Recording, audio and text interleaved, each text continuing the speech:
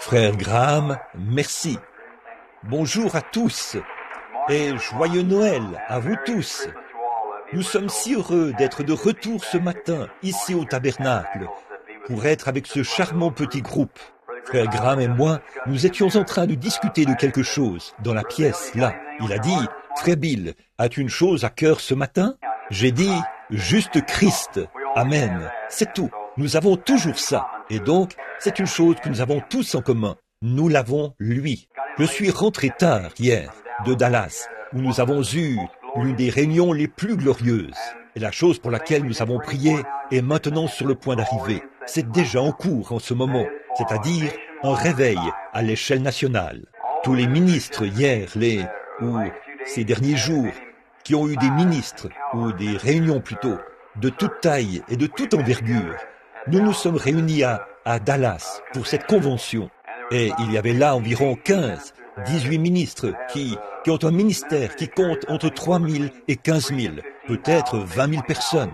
Raymond T. Richer, par exemple, et Bosworth, et Oral Roberts, et Jackson, et tous ces hommes-là. Frère Jackson, l'autre soir, pendant sa réunion, 500 personnes ont reçu le Saint-Esprit en même temps. Alors, c'est tout simplement merveilleux. Et nous nous sommes tous réunis hier, l'autre jour, pour décider ensemble de l'œuvre à faire pour l'année, parce que nous croyons que Dieu est ici pour faire une œuvre et un mouvement de réveil que le monde n'a jamais vu auparavant. Je crois, mes amis, que nous entrons dans quelque chose de merveilleux.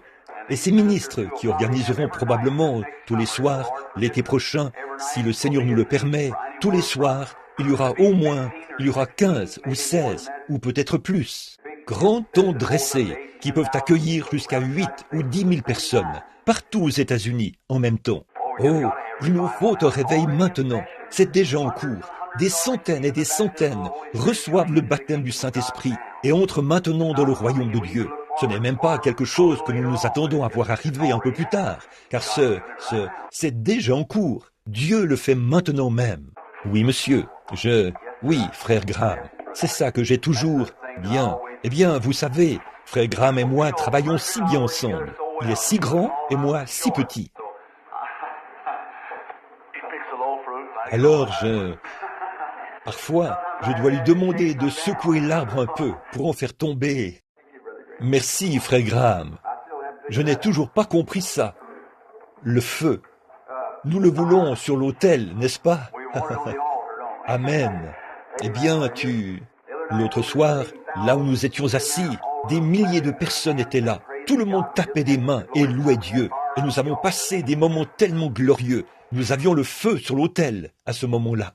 Et nous sommes très heureux d'annoncer le réveil de l'été prochain. Maintenant, je serai avec l'église ici, avec frère Graham et vous tous, pendant les 8 ou 10 prochains jours, je crois, pour autant que je sache. Et je veux participer à tous les services possibles. Alors nous partons de là pour aller au stade, à Houston, au Texas. Nous avons accès à un beau grand bâtiment là-bas, qui peut accueillir 17 000 personnes. Et nous nous attendons à passer de merveilleux moments. Nous avons essayé que nous ayons tous une ligne de prière là-bas, mais ce n'était pas possible. Un ministre, un endroit et un autre dans un autre endroit, dans la ligne de prière. Mais, ça ne marchait pas comme ça. Et c'est seulement frère Jaggers qui a pu aller de l'avant. Et disons, une autre chose que je veux annoncer. Père Jaggers s'est levé et a pris position comme nous l'avons fait à Calgary. Les baptistes missionnaires, les baptistes du libre arbitre, et tous ceux-là, vous savez, les baptistes sont très nombreux au Texas.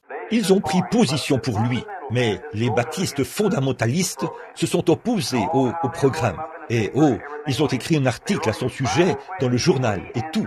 Eh bien, ils lui avaient soumis par écrit des questions sur la Bible. Alors frère Jaggers a répondu. Et ils ont eu après qu'ils ont vu eux-mêmes les preuves, mais à cause d'un tas de positions politiques, eh bien, ils n'ont pas voulu publier ça dans le journal. Alors, frère Jaggers, nous avons convoqué une réunion là-bas, et 75 ministres qui collaboraient de cette ville se sont présentés là. Nous en avions fait une reproduction par photocopie, et nous avons dit, est-ce là la liberté d'expression? Est-ce là la liberté de presse? Comme ça. Et nous l'avons distribué.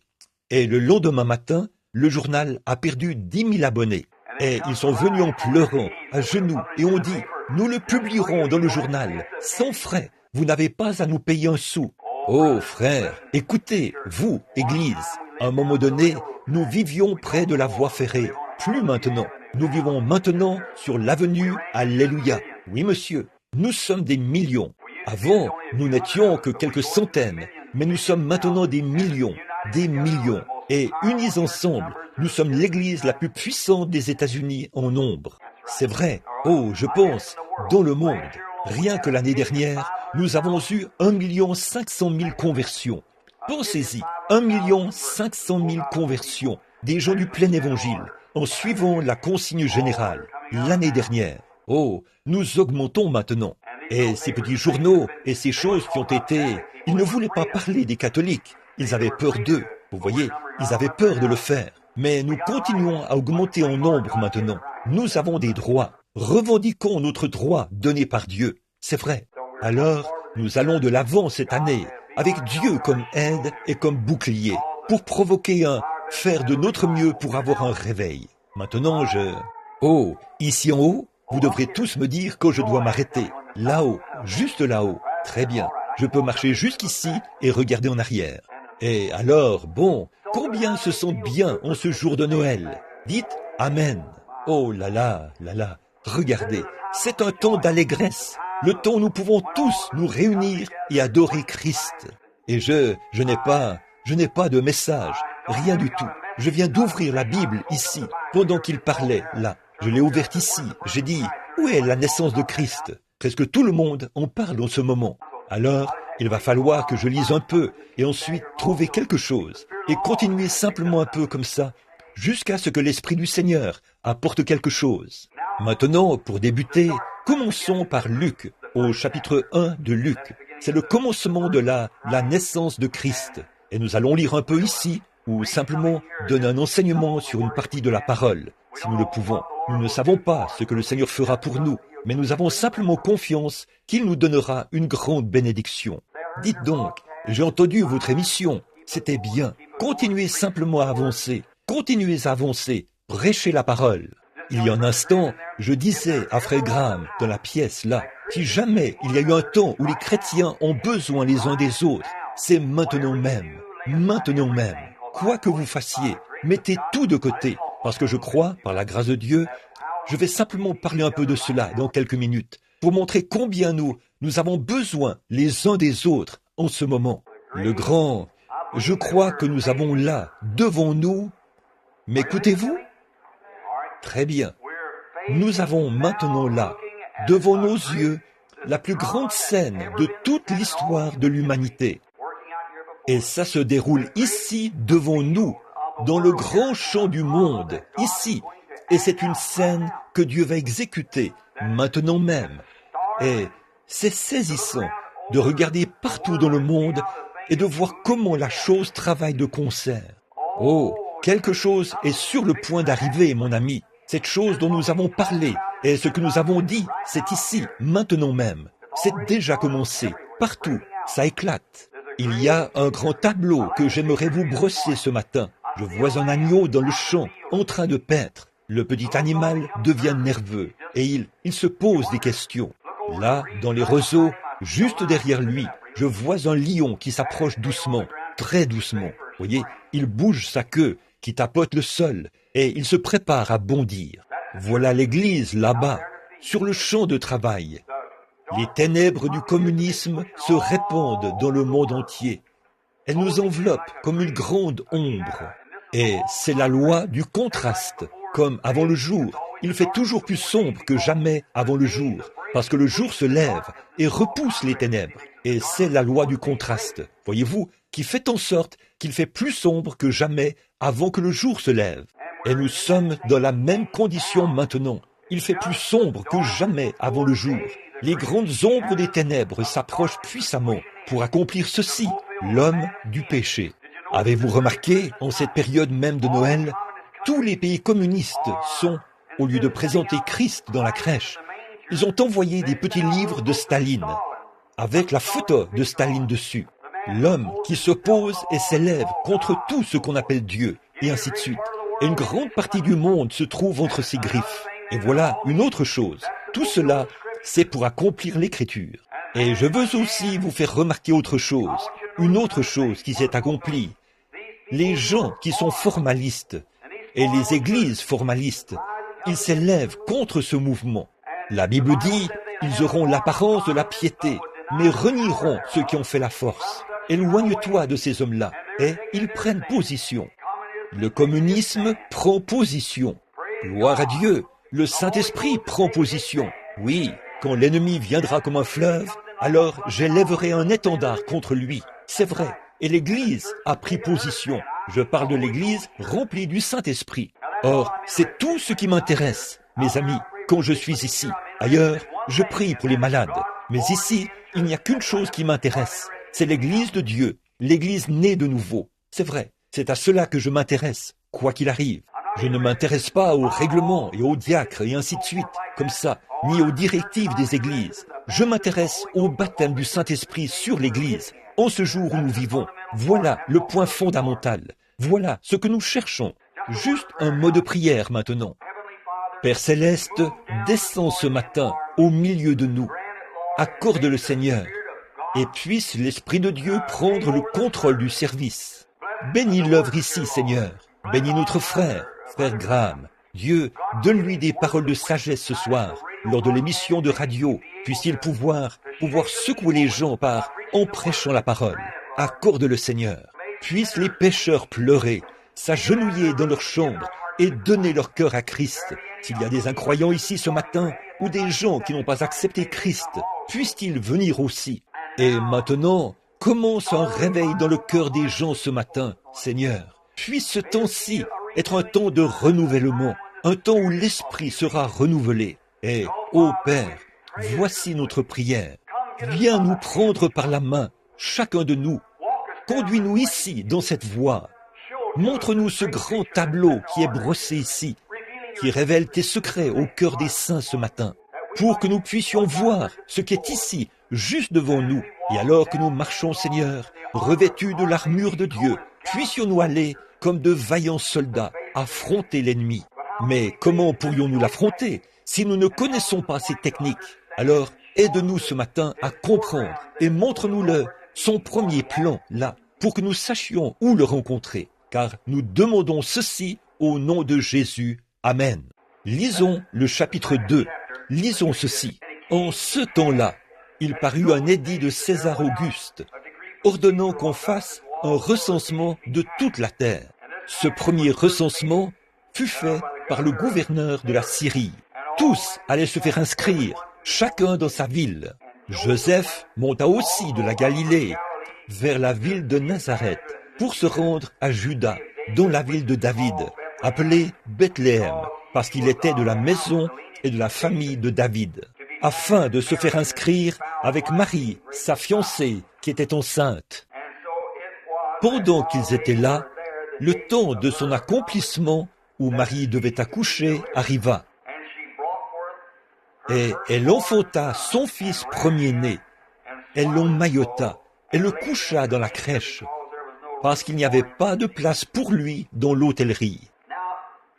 Maintenant, juste comme toile de fond jusqu'à ce que nous arrivions à la partie que j'aimerais utiliser ce matin, et que chacun de vous entre dans l'esprit du Seigneur.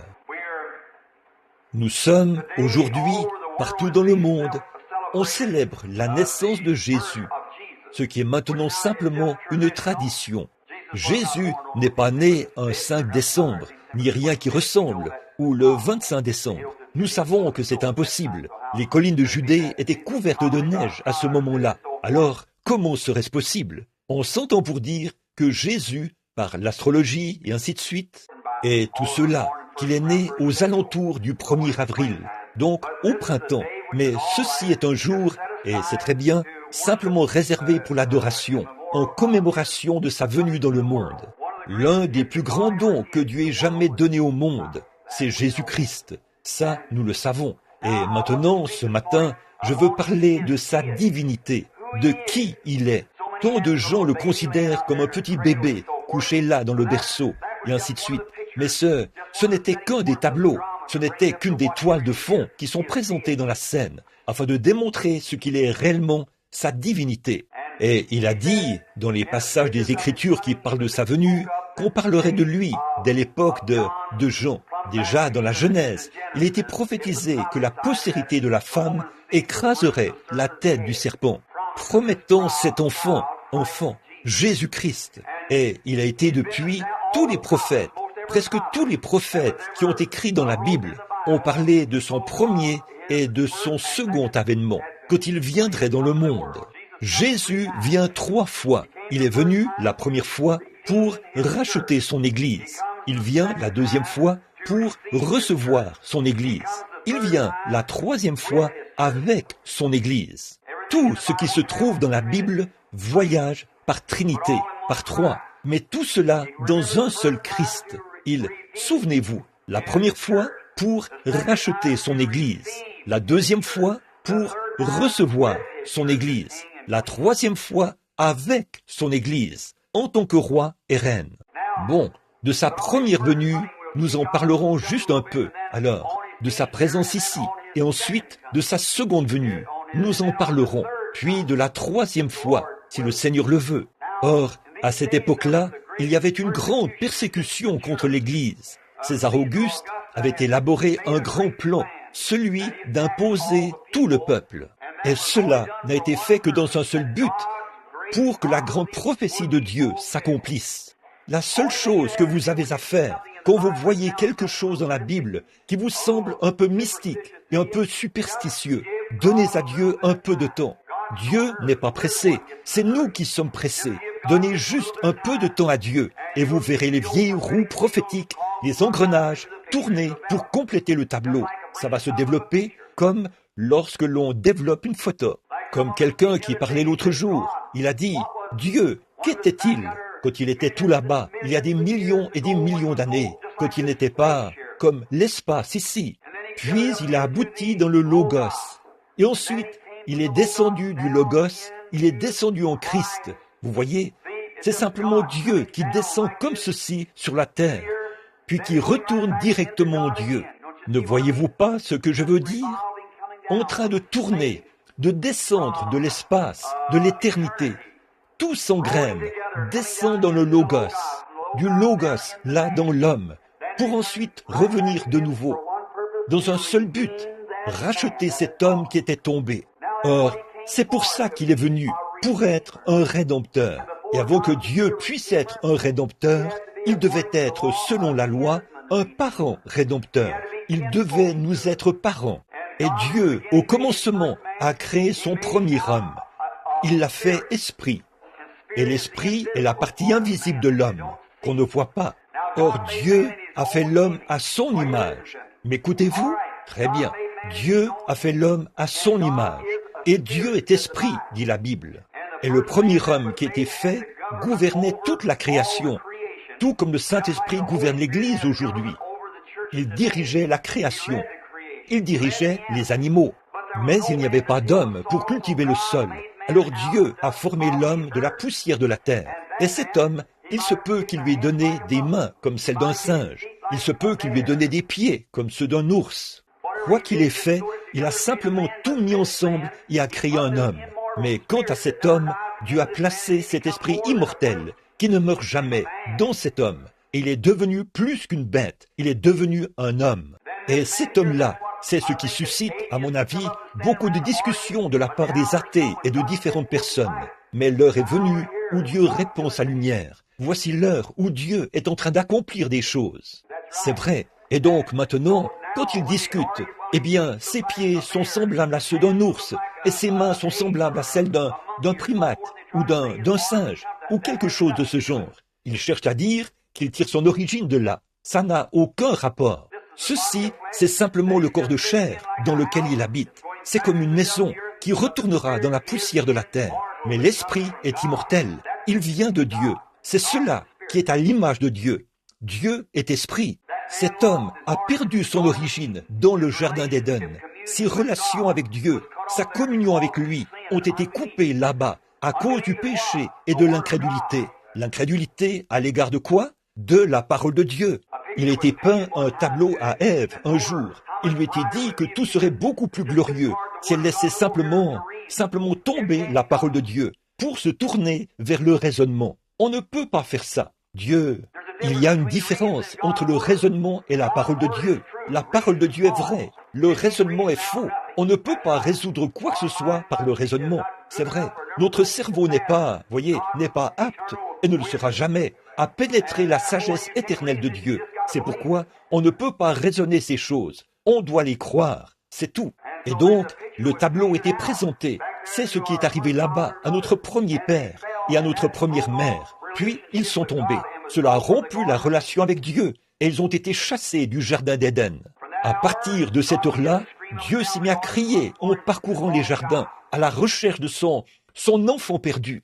Et alors, le seul moyen pour Dieu de le racheter, il faudrait que ce soit il faudrait venir le racheter lui-même, pas dans un autre, pas envoyer quelqu'un d'autre. Il ne pouvait pas envoyer un ange, ce ne serait pas bien. Mais le seul moyen pour Dieu de racheter l'homme, c'était de descendre lui-même pour le racheter. Si quelqu'un ici péchait, et que j'étais le juge de ce groupe de gens, et que j'avais la juridiction sur vous tous, et si quelqu'un avait péché, et que je disais, maintenant frère Graham, je veux que tu payes le prix, ce ne serait pas juste. Si je disais à mon propre fils de payer le prix, ce ne serait quand même pas juste. La seule façon pour moi d'être juste, c'est de prendre moi-même sa place. Et quoi? C'est moi qui ai passé le jugement. Et alors, si je veux racheter cet homme, je dois prendre sa place moi-même. M'écoutez-vous toujours? Maintenant, regardez, je veux que vous remarquiez quelque chose. Alors, quand ceci, le seul moyen pour Dieu lui-même de racheter cet homme, c'était de descendre prendre sa place. Et c'était une loi de rédemption donnée par Moïse, qui prescrivait que cela devait être fait par un parent rédempteur, un homme qui, d'abord, était digne, un homme qui valait le prix. Alors cet homme rendrait publiquement témoignage et rachèterait les biens perdus de quelqu'un qui était tombé. Et alors, Dieu était digne. Il est descendu, il y a environ 1900 ans, sous la forme d'un bébé, né dans une crèche, couvert par le Saint-Esprit, non pas né par le désir sexuel. Il était Dieu, le sang de Dieu était en lui. Le bébé est toujours du sang de son père, jamais de celui de sa mère. Nous le savons tous. J'ai déjà enseigné ça ici par le passé, et vous savez que le bébé n'a pas la moindre trace du sang de sa mère en lui. Pas du tout. Non, rien n'en a. C'est toujours le sang du mâle. Une poule peut pondre un œuf, mais s'il n'est pas fertile, il n'éclora jamais. Peu importe combien l'œuf est beau et combien elle le réchauffe, il sera toujours infertile. Il va rester là et pourrir. C'est vrai, à moins que l'oiseau mâle ait été avec l'oiseau femelle, et le germe de vie vient du mâle. Par conséquent, quand Marie, sans avoir connu aucun homme, elle était avec le mâle, Dieu, le Jéhovah Tout-Puissant, il l'a couverte de son ombre, et Dieu est le Créateur qui a créé une cellule de sang dans le sein de Marie, sans avoir connu aucun homme. Et c'est ce qui a produit le sang créateur de Dieu, pour nous racheter de notre vie venue ici par le désir sexuel. Et alors, ce sang-là a été tiré des veines d'Emmanuel sur la croix du Calvaire. Et aujourd'hui, il a la même puissance sainte de salut et de rédemption qu'il avait le jour où la transfusion a été faite au Calvaire. Vous le croyez? Amen. Maintenant, c'est vrai. Nous sommes rachetés par le sang de Dieu. La Bible dit, nous sommes acquis par le sang, rachetés par le sang de Dieu. Comment se fait-il que ce soit le sang de Dieu? Dieu n'a pas de sang. Comment est-ce possible? Parce que c'était le sang créateur de Dieu qu'il avait créé pour nous racheter, et il est venu vivre dans le même corps qu'il avait créé. Par conséquent, il ne pouvait pas. Dieu a dû subir la tentation. Il ne pouvait pas subir la tentation. Il a dû subir des tentations sexuelles. Il a dû subir toutes sortes de tentations. Être tenté par le diable, par les richesses, les puissances et les dominations, et ainsi de suite. Il a dû subir tout cela. Pour ce faire, il ne pouvait pas être comme Dieu en esprit. Il fallait qu'il soit Dieu en chair. Maintenant, ce matin, je parle de la divinité de Christ pour que vous sachiez qui il est, celui que nous adorons aujourd'hui. Pas un bébé dans une crèche, pas le Père Noël, mais nous adorons le Dieu Tout-Puissant dans la divinité de son Fils. Et remarquez là, ce sang est descendu et c'était Jésus-Christ, Dieu lui-même, quittant la forme esprit, est entré en Jésus-Christ. Et la Bible dit que Dieu était en Christ, réconciliant le monde avec lui-même. Pas vrai?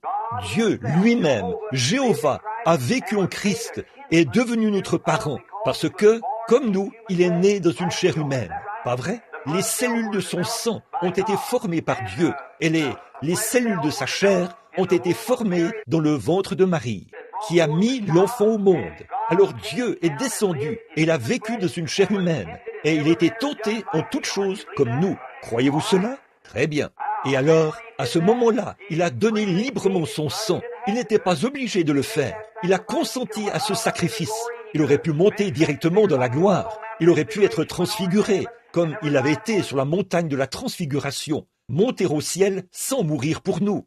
Mais il a bien voulu mourir pour nous. Il a donné librement son sang au calvaire. C'est vrai. Et il a choisi. Il était un homme de douleur, habitué à la souffrance. Et il a rendu publiquement témoignage. Dans le livre de Ruth, il y a là une très belle image de Boz, un type de Christ, et de Ruth, qui est allée dans un pays étranger comme rétrograde. Elle est sortie du pays et a ramené avec elle, je veux dire, Naomi. Et elle a ramené Ruth. Et quand Ruth est revenue, venait du pays de Moab. Et quand elle est revenue, elle était une Moabite. C'est vraiment une image de l'épouse des nations, de l'Église. Et quand Naomi était sur le point de partir, Naomi lui a dit, elle a embrassé et lui a dit de retourner auprès de son peuple. Elle a dit, j'irai avec toi vers ton peuple, que ton peuple soit mon peuple, que ta demeure soit ma demeure, que ton Dieu soit mon Dieu. Et rien d'autre que la mort ne nous séparera. Où tu mourras, je mourrai. Où tu seras enterré, je serai enterré. Voilà une image de l'Église des nations qui entre en Christ. En effet, autrefois, nous étions des étrangers, loin de Dieu. Seuls les Juifs étaient ceux qui devaient être sauvés. Mais nous, en étant morts en Christ, c'est alors que nous sommes la postérité d'Abraham et sommes héritiers selon la promesse. Et Christ a une épouse des nations. C'est tout à fait vrai. Bon, Boz, pour racheter les biens perdus de Naomi, c'était l'état rétrograde d'Israël. Alors Moab devait sortir. Et quand il est sorti, quand il est sorti, il a dû ôter son soulier devant les portes, devant les anciens, pour rendre publiquement témoignage qu'il avait racheté cette femme perdue et ses biens. Et en faisant ça, il a obtenu là son épouse, la femme qu'il cherchait. Il devait d'abord racheter la femme afin d'obtenir l'épouse. Ne voyez-vous pas? Et c'est la même chose que Christ a faite. Il a rendu publiquement témoignage aux portes de Jérusalem, quand il était battu, frappé, affligé, et a été conduit au calvaire, à la colline de Golgotha. Et il a baigné la colline de son propre sang, comme témoignage public qu'il avait racheté tous les biens déchus depuis le commencement, et qu'il a racheté son peuple de la malédiction du péché et de l'emprise de l'enfer. Et sachant qu'elle aurait besoin de quelque chose de plus dans les derniers jours que ce qu'elle avait là, il a dit, « Je ne vous laisserai pas orphelin, je prierai le Père, et il vous donnera un autre consolateur, c'est-à-dire le Saint-Esprit. Il demeurera éternellement avec vous. Encore un peu de temps, et le monde ne me verra plus, mais je vais au ciel pour arranger cette chose-là, et je reviendrai, et je serai avec vous, et même en vous, jusqu'à la fin de l'âge. » C'est de ça que je parle. Vous m'entendez encore? Dites Amen. C'est vrai, c'est de ça que je parle maintenant, de lui qui revient dans sa puissance. Les âges se sont succédés. Oh, qui est-il? Oh, ce matin, il pense à un petit objet d'adoration, à une petite crèche là-bas, Ça, je ne pense pas à ça. Je pense à Christ, l'espérance de la gloire, dans nos cœurs ce matin, par le Saint-Esprit. C'est vrai. Oh, condamné par le monde. Chaque fois que Dieu est venu dans le monde, quand il est venu, le monde l'a haï. Ce qui arriva du temps de Noé arrivera de même à l'avènement du Fils de Dieu. Nous sommes en ce jour-là, mes amis. Et maintenant, remarquez, encore un peu de temps et le monde ne me verra plus. Mais vous me verrez, car je serai avec vous et même en vous jusqu'à la fin du monde. C'est vrai, il est ici maintenant. Et au jour, son grand tableau s'est toujours déroulé d'une certaine façon. Il faisait s'accomplir les mêmes choses que nous voyons maintenant. La grande scène est en place. Et nous sommes prêts maintenant à voir de grandes choses se produire. L'Église a été sortie du berceau. C'est vrai, les pentecôtistes l'ont secouée là-bas, il y a quelques années, alors que les gens jetaient des pierres et se moquaient et se riaient d'eux. Mais elle a maintenant atteint sa maturité. C'est tout à fait vrai. L'heure est arrivée. Alléluia! C'est vrai. C'est ça qui m'intéresse. de voir l'Église de Dieu se rassembler maintenant. On nous a chassés ici et chassés là. Mais l'heure vient où Dieu jette la couverture autour de nous tous pour nous attirer, car l'ennemi est à la porte. Alléluia! Oui, monsieur. Il a dit là de son peuple. Daniel a dit les grandes choses des derniers jours, quand ces choses arriveront. Oh, les grands exploits que les gens accompliront à ce moment-là. Les hommes de foi les accompliront en ce jour-là. Et l'heure est maintenant venue où la grande scène, le tableau de Dieu est présenté, de la pluie de l'arrière-saison. Joël a dit, dans les derniers jours, je répandrai mon esprit sur toute chair. Vos fils et vos filles prophétiseront sur mes servantes et mes esclaves. Je répandrai mon esprit. Je ferai paraître des signes en haut dans le ciel et des signes en bas sur la terre, des colonnes de feu et des vapeurs de fumée. Il arrivera que, avant l'arrivée du jour du Seigneur, ce jour grand et redoutable, quiconque invoquera le nom du Seigneur sera sauvé. Jésus a dit là, ces choses que je fais, vous les ferez, et de plus grandes, car je m'en vais à mon Père. Alléluia, alléluia. Voici ce qu'il a dit là, dans la parole. Là, il a dit, si vous demeurez en moi et que ma parole demeure en vous, demandez ce que vous voudrez, et cela vous sera accordé. Il y a quelques années, les gens d'ici ont dit, vous qui êtes là-bas au tabernacle, vous êtes des exaltés, vous êtes tous ceci, cela et autre chose. Vous êtes fous. Mais, oh là là, nous nous sommes tenus sur ce rocher qui est la vérité, jusqu'au baptême du Saint-Esprit. Et maintenant, la puissance du Dieu Tout-Puissant s'est formée dans l'Église. Elle se manifeste. Alléluia! J'attends le moment où Dieu va secouer toute la chose, partout. Père, c'est déjà en cours en ce moment même. C'est en cours, c'est vrai. Sa divinité, qui est-il? Certains font de lui un petit bébé de cette époque-là. Il est celui qui s'est tenu sur l'invisible. Oh là là, sur l'estrade, et qui a tendu les mains, a parlé et a dit que la lumière soit. Et la lumière fut. C'était Jésus-Christ. Car il était dans le monde, et le monde a été fait par lui. Et le monde ne l'a pas reconnu. Il est la divinité de Dieu. Regardez ce qu'il a fait à cette époque-là. Vous parlez de choses miraculeuses, là. Vous parlez de pousser des cris. Quand il a accompli les choses miraculeuses, pour créer les choses qui existent maintenant, à partir de choses qui n'étaient pas, il a parlé, et il en était ainsi. Et cette même puissance, ce même Christ, alléluia, les fondamentalistes et les gens qui nient la puissance de Dieu auront beau dire que c'est faux, mais cette même puissance qui a créé le monde par la parole est dans les gens qui ont le Saint-Esprit. C'est vrai, hommes et femmes, il est temps qu'on sache qui vous êtes. Le diable cherche à vous tenir cachés dans un coin. Il vous raconte que vous n'êtes qu'un petit peureux. Vous ne l'êtes pas. Vous êtes des fils et des filles de Dieu. La divinité n'est pas dans le ciel. Elle est en vous. Alléluia. Je sais que vous pensez que je suis fou, mais je vais vous dire quelque chose, frère. Quand vous prenez conscience que le Dieu Tout-Puissant vit en vous, la vie immortelle, je donne ma vie, Zoé, la vie de Dieu est dans l'être humain. Il s'est tenu là, à cette époque-là. Il est le créateur de toutes choses. Il a créé la vie, les grenouilles, oh, les abeilles, les canards, les poulets, les animaux. Il a créé toutes choses. Et rien de ce qui a été fait n'a été fait autrement que par lui. Qui? Christ, la divinité. Il a fait descendre des fléaux et tout au jour de l'Égypte. Qui? Christ. Il a fermé là la gueule des lions. Il a éteint la violence du feu. Ils ont échappé au tranchant de l'épée. Ils ont ressuscité les morts du tombeau. Qui? Christ. Oh là là, qu'est-ce que ce sera? Qui est-il? Christ, la divinité. Et frères, sœurs, cette divinité est en vous. Encore un peu de temps et le monde ne me verra plus. Mais vous me verrez, car je serai avec vous et même en vous jusqu'à la fin de l'âge. Christ dans la crèche? Non, Christ en vous. Alléluia. Nous n'adorons pas Christ dans la crèche, mais Christ en vous, le Saint-Esprit, l'espérance de la vie. Alléluia. Le Créateur, Dieu lui-même qui habite dans l'être humain. Ce que nous serons n'a pas encore été manifesté, mais nous le verrons tel qu'il est, car nous serons semblables à lui, l'Esprit dans l'être humain. Il n'y a pas de place pour lui. Les gens ici qui disent qu'ils sont de Christ, que leur Église est de Christ, ils vont à... Et qu'est-ce qui s'est passé hier soir? Ils ont ouvert leur cadeau de Noël. Voyons ce qu'il en est de papa. Il y avait sous le sapin de Noël de beaucoup d'hommes, hier soir, il y avait une grande caisse de bière quelque part. Pas de place pour Jésus, toute la place pour la bière. Maman a ouvert son cadeau, un jeu de cartes. Pas de place pour Christ, les cartes. C'est vrai, au lieu d'une petite Bible ou quelque chose comme ça pour les enfants, c'est un petit livre de G-Men ou un petit quelque chose comme ça. Pas de place pour Jésus. Au lieu d'aller à l'église, ils vont à un spectacle, à des danses et tout, et ils se disent chrétiens.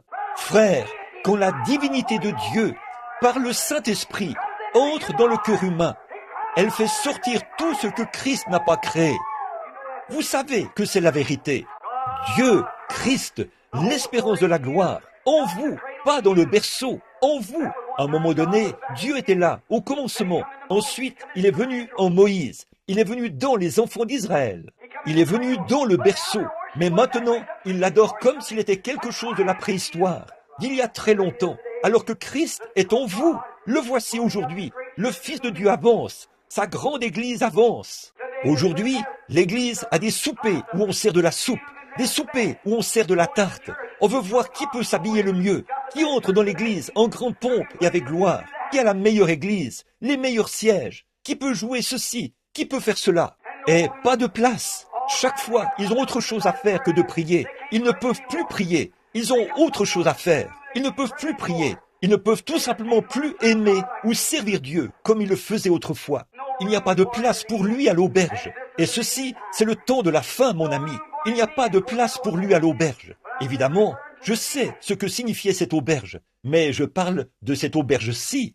Mais la Bible dit, en ce jour-là, quand l'amandier fleurira, les désirs de l'homme cesseront, parce qu'il s'en va dans sa demeure éternelle, et les pleureurs parcourent les rues. Avant que la corde d'argent se brise, que le seau se rompe sur la source. Oh, miséricorde, mon ami. Mais le prophète a aussi dit, vers le soir, la lumière paraîtra. C'est vrai, le sentier de la gloire, là, tu le trouveras. C'est vrai, le temps du soir est venu. L'Église maintenant, qui autrefois était comme cette petite expérience de la crèche que nous avons vécue, en est maintenant au point où les gens prennent conscience que la divinité et la puissance du Dieu Tout-Puissant vivent dans l'être humain. Oh, frères, sœurs, laissez-moi vous parler au nom de Jésus ce matin. M'entendez-vous encore? Oh là là, laissez-moi vous dire quelque chose. Le temps viendra où les femmes et les hommes seront à peu près pareils. Ils s'habillent de façon tellement semblable qu'on ne peut pas les distinguer l'un de l'autre. C'est vrai, toutes ces choses dans la Bible dont il est dit qu'elles arriveraient sont ici. C'est vrai, vous savez que c'est la vérité. Est-ce la vérité? Est-ce la vérité? Et ça l'est, c'est la vérité. Ils agissent de la même manière, ils ont une apparence semblable, jurent de la même manière, parlent de la même manière. La Bible a dit qu'il en serait ainsi. Il a dit, dans les derniers jours, il y aurait des temps difficiles. Les hommes seraient égoïstes, s'aimant plus qu'ils aiment Dieu, déloyaux, calomniateurs. En sommes-nous là? C'est vrai. Oh, gloire à Dieu! Je sens quelque chose qui remue dans mon âme. Oh, quand je regarde là, ce qui arriva du temps de Noé, arrivera de même à l'avènement du Fils de l'homme. Noé avait des fidèles à cette époque-là. Dieu a des fidèles aujourd'hui. L'heure vient, le cadre dans lequel se déroule cette grande scène. Hommes et femmes, si le Saint-Esprit habite en vous, le Christ qui est né il y a 1900 ans est arrivé à l'état d'homme fait. Il n'est jamais resté dans le berceau. Et aujourd'hui, en cette commémoration de son anniversaire, que font-ils? Ils prennent un arbre, ils l'abattent, ils en font un sapin de Noël pour les enfants. Mais ils pensent, c'est très bien, je ne m'y oppose pas. Mais le problème, c'est qu'ils mettent plus d'emphase sur l'arbre de Noël que sur Christ. Christ Kringle est partout dans le pays. Qui était-il? Un Allemand, un saint catholique, qui a vécu il y a des années, un vieil homme qui faisait le bien. Et aujourd'hui, c'est presque devenu une adoration. C'est vrai, il n'y a pas de mal à en parler aux enfants, ou ce que vous voulez faire, en ce qui me concerne. Mais ce qu'il en est, c'est qu'il est si facile de tomber dans cette ornière de l'autre côté, de faire sortir Christ, les fondements véritables de Christ, de Noël. Et les hommes prennent Christ Kringle au lieu du vrai Noël. C'est vrai, il n'y a pas de place pour lui à l'auberge. Tout est à sa place si nous avions le temps. Je sais qu'il se fait tard, et il se fait tard. Mais regardez, mes amis, l'heure est venue, et c'est maintenant même, où la grande scène de Dieu se déroule ici devant nous. Le Fils de Dieu qui était dans le berceau est maintenant dans le cœur. Il est la divinité de Dieu. Il est Dieu, le Créateur. Il a dit toutes choses. Il était dans le monde et le monde a été fait par lui. Et le monde ne l'a pas connu. Et aujourd'hui, c'est ça le problème de l'Église. L'espérance de la gloire. Le baptême du Saint-Esprit est entré dans le cœur des gens et ils ne reconnaissent pas ce que c'est. Ils pensent que c'est une petite adhésion à l'Église ou quelque chose comme ça. Mais c'est Dieu, le Créateur, qui vit en vous et qui vous donne tous les pouvoirs. Et vous êtes en possession de tout ce qu'il avait. Ainsi, vous avez en vous ce qu'il faut pour vous abstenir du mal, pour faire le bien, pour fuir le mal et vous tourner vers la justice, pour vous détourner des tentations. Toute méchanceté, haine, querelle, jalousie et ainsi de suite, détournez-vous-en, car cela l'ôterait de votre cœur. Si vous voulez le recevoir, l'embrasser et l'aimer et le garder dans votre cœur et l'aimer. Je peux vous dire que l'Église, réunie dans ce genre de puissance, a la puissance de lier les cieux, de guérir les malades, d'ouvrir les yeux des aveugles. Alléluia! Les sourds parlent, les muets parlent, et les sourds entendent. Les infirmes marchent, les aveugles voient. Pourquoi? C'est de reconnaître la puissance du Dieu Tout-Puissant dans votre cœur. Le voilà, la divinité. L'aimez-vous? Ce n'est pas étonnant que le poète ait dit « Grâce infinie de notre Dieu, qui un jour m'a sauvé. J'étais perdu, mais maintenant il m'a retrouvé. J'étais aveugle, mais maintenant je vois. » Chers frères, chères sœurs, si vous n'avez pas reçu le baptême du Saint-Esprit ce matin, courez dans le royaume de Dieu aussi vite que possible. L'heure du scellement est arrivée. L'ennemi est entré comme un fleuve. Il élève un étendard contre cela. La scène est en place. L'Église rentre à la maison. C'est sûr et certain. Vous ne pouvez pas attendre indéfiniment, mon ami. Vous n'avez pas le loisir d'attendre. Vous feriez mieux de venir maintenant. Vous feriez mieux de le faire aujourd'hui. C'est vrai, pendant qu'aujourd'hui est toujours aujourd'hui. Faites-le maintenant. Souvenez-vous, mes amis, cela peut sembler étrange. Le monde n'a jamais... La religion de Christ n'a jamais été populaire. Les voies de Dieu n'ont jamais été populaires. Parce que le diable est le prince de la puissance de l'air. Il a tous les gouvernements. Chaque gouvernement est contrôlé par le diable, selon la Bible. Le diable a dit que c'était ainsi. C'est vrai, il contrôle tous les gouvernements. Et la Bible dit, et vous, tous les saints anges, et vous, les saints sur la terre, réjouissez-vous, car le royaume du monde est remis à notre Dieu et à son Christ, et il régnera. Satan a emmené Jésus au sommet de la montagne et lui a montré tous les royaumes du monde. Il a dit, tous ces royaumes m'appartiennent, et je te les donnerai. Jésus a dit, retire-toi, Satan. C'est vrai, il ne se souciait pas. Il a dit, si mon royaume, de ce monde, je pourrais appeler des légions d'anges, mais mon royaume n'est pas de ce monde, mais mon royaume est dans le ciel. Et il a dit, le royaume de Dieu sera au-dedans de vous. Ainsi donc, les légions et les puissances et le soutien des saints anges, alléluia, sont en vous ce matin, par la divinité de Christ, par le baptême du Saint-Esprit. Oui, monsieur, qui êtes-vous ce matin? Qui est Jésus-Christ? Il est en vous, dans la mesure où vous lui permettez de l'être. Il essaie de se frayer un chemin, d'entrer en vous aujourd'hui, et vous restez à l'écart. Vous vous posez des questions, vous regardez, vous contemplez, et vous vous retenez un peu. Ne faites pas ça. Entrez directement dans le sein de Dieu. L'heure est arrivée. Alléluia. Oh, comme je l'aime. Il viendra un de ces jours. Je veux le voir. Pas vous? Je veux le voir. Je crois que nous le verrons. Pas vous? Il est ici maintenant. Sa puissance agit. Qu'est-ce qui fait que les gens pleurent, poussent des cris et agissent comme ça? Qu'est-ce qu'il y a? C'est le Saint-Esprit qui agit en eux. Si seulement ils pouvaient prendre conscience et l'étreindre, étreignez le Saint-Esprit, croyez-le, serrez-le contre votre sein. Menez une vie droite, ne faites rien qui puisse l'entraver. Dites, ô Seigneur Jésus, je te désire, je veux que tu te tiennes près de moi, je vais me tenir à tes côtés, Père. Et à ce moment-là, il s'efforce d'entrer en vous, il veut y entrer, il vous fait la cour pour vous attirer vers lui tout le temps. Maintenant, mes amis, je sais que c'est la vérité, je sais que les gens ne se rendent pas compte de qui vous êtes.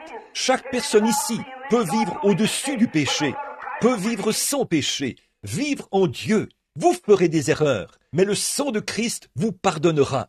Père, pardonne-leur, car ils ne savent pas ce qu'ils font. Pas vrai? Cette même puissance de Christ qui était suspendue à la croix du calvaire le même Dieu qui l'a ressuscité au jour de la résurrection. C'est en vous maintenant, vous qui avez le Saint-Esprit. Oh, ne l'aimez-vous pas? Oh là là, écoutez sa voix qui appelle aujourd'hui. Amenez-le près de votre sein et dites, ou serrez-le contre votre sein et dites, maintenant Seigneur Jésus, j'ai été un peu différent, mais depuis ce jour de Noël, je me rends compte de qui tu es maintenant. Autrefois, je t'adorais en tant que petit bébé dans une crèche. Je t'ai vu là-bas, tout petit, il y a 1900 ans, et je me suis dit, oh, si j'avais pu monter à Jérusalem. Aujourd'hui, il se procure des laissez-passer et tout, pour aller voir le berceau, l'endroit où il est né, la même crèche. Mais mes amis, ce n'est pas là qu'il est né, c'est ici même qu'il est né. Dieu l'a fait descendre vers chacun de nous, et son être vivant vit en nous. Oh, le Créateur, la chose qui a créé le monde, créé les cieux, créé la terre, créé l'homme, se trouve dans chaque individu qui a le baptême du Saint-Esprit aujourd'hui. C'est ça qu'il faut, c'est ça le secret, recevoir le Saint-Esprit. Il est en vous, il est l'espérance de la gloire. Et regardez ici, dans l'Ancien Testament, comme je l'ai mentionné bien des fois, quand le contrat était rédigé, on le déchirait au-dessus du corps d'un animal mort. Et quand on réunissait ces deux contrats, ce contrat devait s'emboîter l'un dans l'autre. Et aujourd'hui, Dieu a rédigé un contrat, pas parce que vous étiez bon, pas parce que vous aviez adhéré à l'Église, pas parce que vous aviez un bon rang dans la société.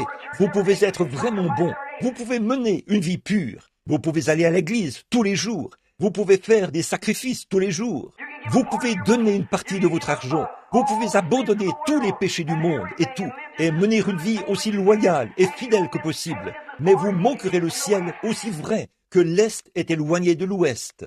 C'est vrai, ce n'est pas par la bonté que nous sommes sauvés, mais c'est par sa miséricorde que nous sommes rachetés, que Dieu voulait faire des fils et des filles. La bonté ne produit jamais cela.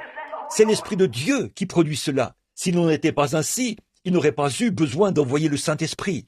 Comment le Saint-Esprit pourrait-il être complet sans...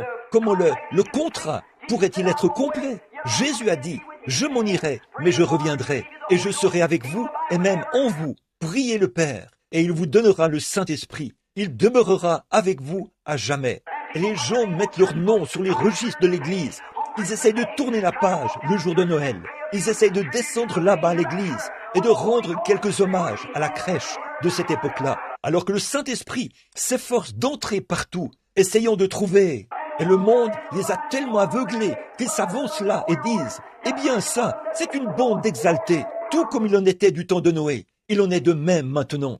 La venue du Fils de Dieu approche, c'est vrai. Et seulement ceux qui sont remplis du Saint-Esprit, qui ont la vie immortelle qui vit en eux, le Saint-Esprit, c'est ce type de gens-là qui sera enlevé d'ici, c'est sûr et certain. Il y avait quelque chose d'autre à propos de cette vieille petite arche au temps de Noé qui flottait au-dessus de l'eau. C'était un pouvoir attractif d'en haut. Il y avait une lumière au sommet et c'était la gloire de Dieu qui brillait du haut du ciel dans cette chambre haute. Et je vous le dis aujourd'hui, mes amis, écoutez ma parole. Il y a un pouvoir attractif qui ne vient pas de l'Église, qui ne vient pas du pasteur, mais qui vient de la gloire. Le baptême du Saint-Esprit qui descend dans le bon canal pour faire monter une église. Qu'est-ce que c'est?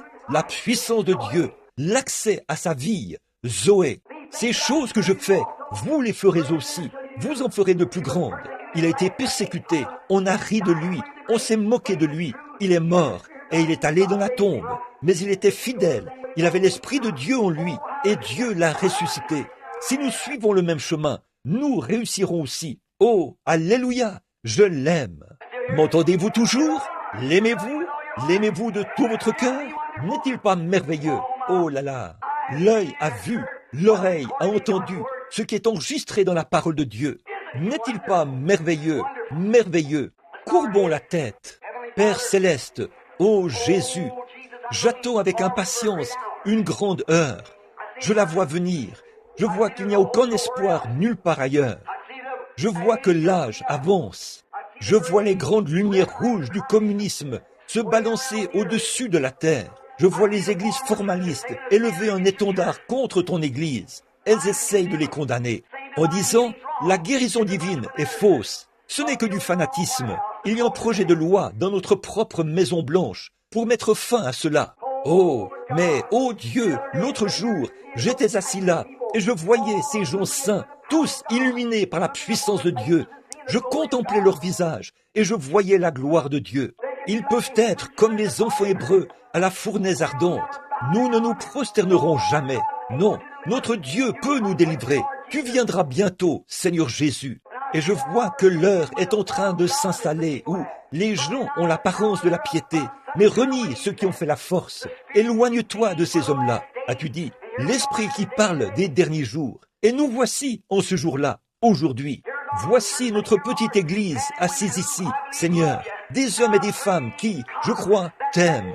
Et je prie au Dieu que cet esprit qui a rempli beaucoup de leur cœur dans le passé, qu'il vienne maintenant plus profondément, encore plus. Puisse-t-il rejeter toute méchanceté, toute querelle, tout ce qui est différent de toi, et avancer aujourd'hui, pas vers la crèche, mais vers le calvaire, pas rien qu'au calvaire, mais à Christ, l'espérance de la gloire, la divinité de Dieu, la magnificence de Dieu, la puissance de Dieu qui est maintenant dans nos cœurs, qui essaie de nous faire sortir des choses du monde, afin qu'il puisse nous enlever de cette terre un jour, pour nous emmener dans un pays meilleur.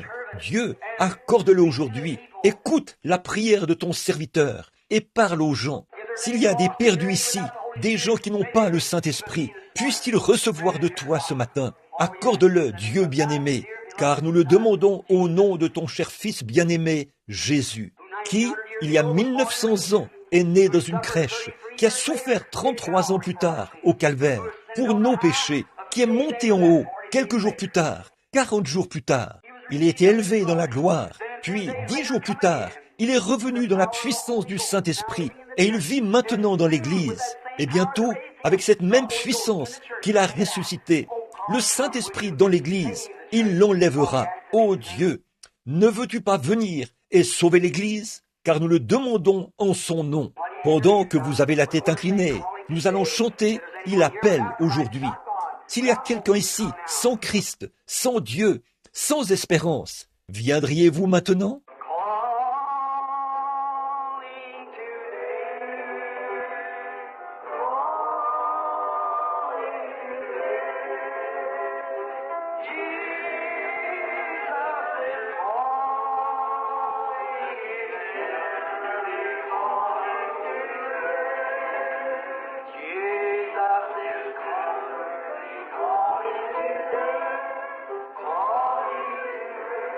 Êtes-vous sans Dieu, sans espérance, sans Christ? Êtes-vous conscient, chrétien, que vous n'avez pas la plénitude de la vie, de la parole de Dieu? Ne voulez-vous pas venir?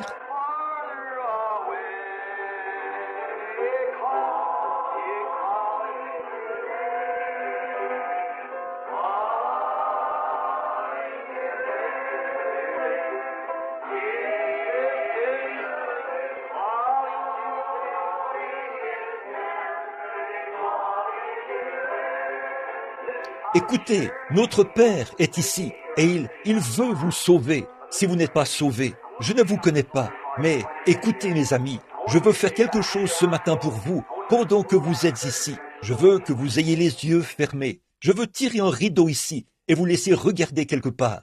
Nous allons faire une petite visite ce matin pendant qu'elle joue ce chant. Je vais tirer le rideau juste pour ceux qui sont assis dans ce tabernacle, jeunes et vieux, et vous tous. Je vais regarder aux portes de l'enfer pendant un moment, ce matin. Ils savent, là en bas, qu'ici en haut, c'est la période de Noël. Ils savent ce qu'ils ont fait pendant la période de Noël. Certains d'entre eux ont bu, certains d'entre eux ont couru partout. Certains étaient à l'église, certains ont ridiculisé cela, certains se sont moqués. Et si cette lugubre charpente osseuse pouvait revenir à la porte de cette église ce matin, vous savez, vous serez peut-être là, Noël prochain. Il se peut que vous soyez là depuis 1 an, Noël prochain. Mais souvenez-vous, vous avez affaire à des âmes humaines. Vous traitez avec des choses spirituelles. Et chacun de vous devra répondre au jour du jugement. Je ne peux qu'être honnête. Je peux seulement dire, si vous n'avez pas reçu le Christ ce matin, il se tient à la porte ouverte. Le traitez-vous avec méchanceté?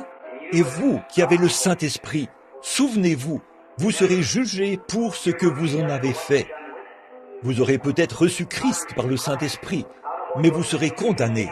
Tout homme est jugé selon les œuvres qu'il a faites, lorsqu'il était dans son corps. Après que vous avez reçu le Saint-Esprit, qu'est-ce que vous en avez fait? Avez-vous parlé de votre voisin? Avez-vous mal agi? Si oui, souvenez-vous, je recommencerai une nouvelle vie maintenant même. Dites, Seigneur Jésus, aujourd'hui, à partir de maintenant, je serai ce que tu veux que je sois. Je suis conscient que c'est la partie immortelle de Dieu et que l'Esprit de Dieu vit dans mon corps. Et si j'ai eu tort, pardonne-moi maintenant. Je veux rentrer à la maison. Je veux être meilleur. Mettez-le à l'épreuve, là, ce matin, comme ça. Levez simplement la main, pour moi, là derrière. Dites, je veux recommencer aujourd'hui, frère Branham.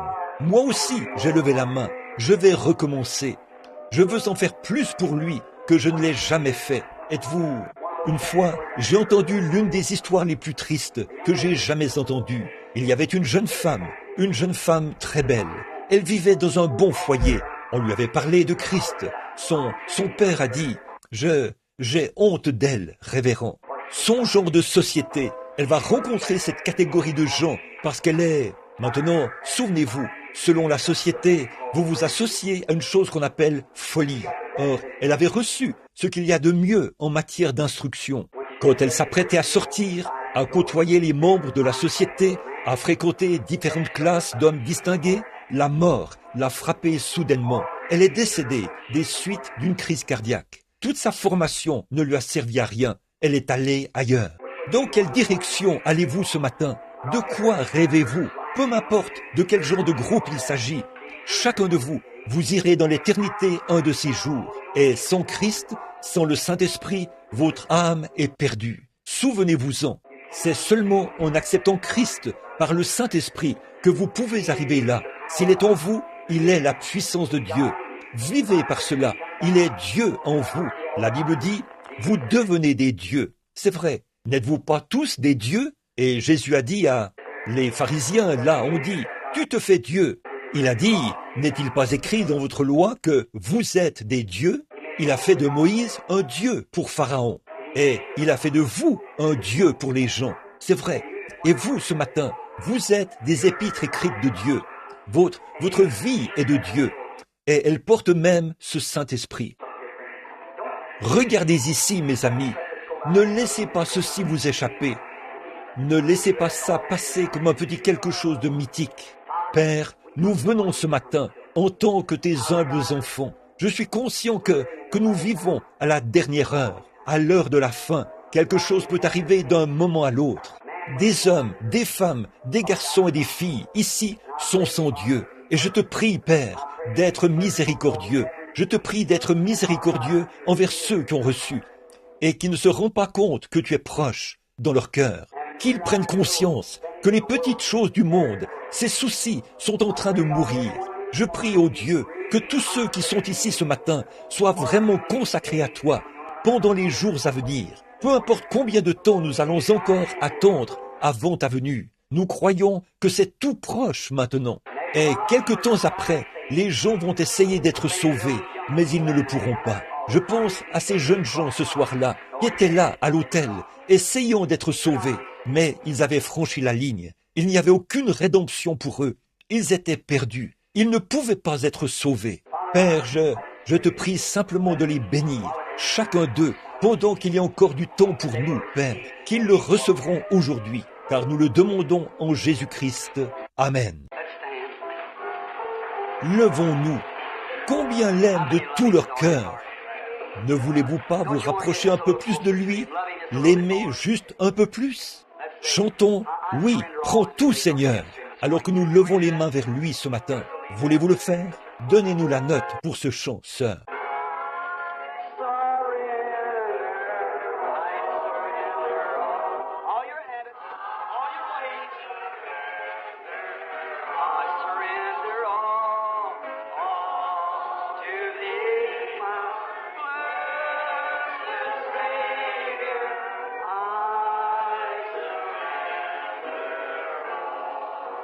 Êtes-vous vraiment sincère?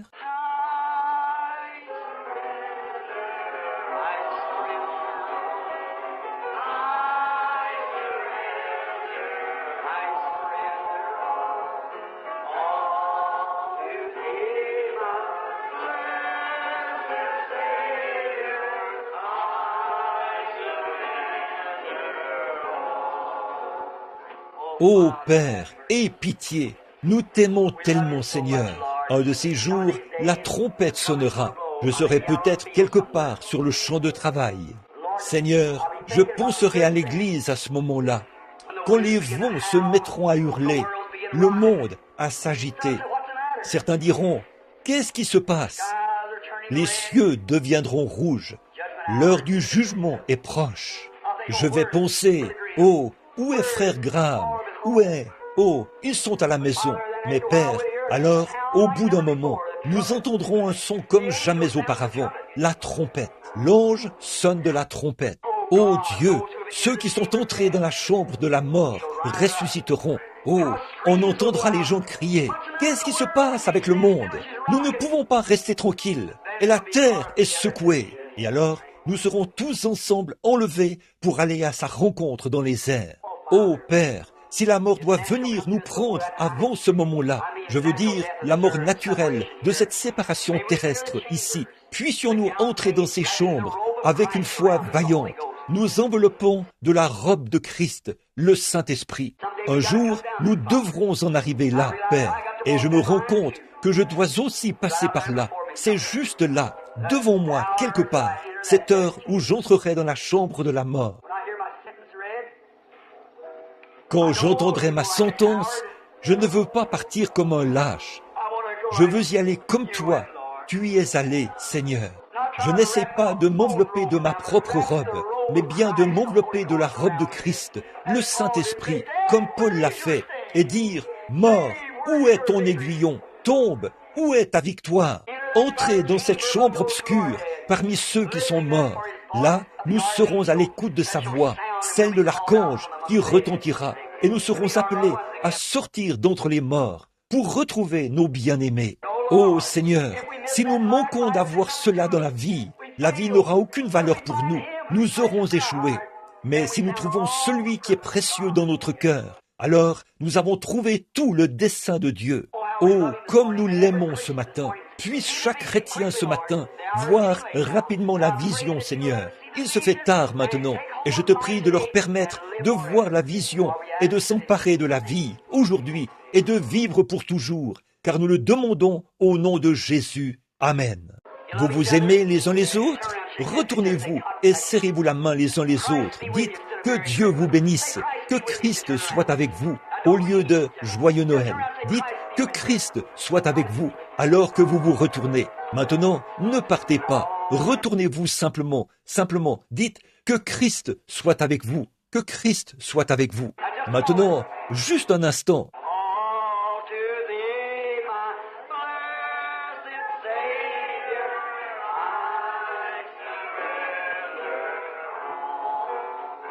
Eh bien, je pensais qu'il était midi passé. Il est 11 heures passées. Et je pensais qu'il était midi 20.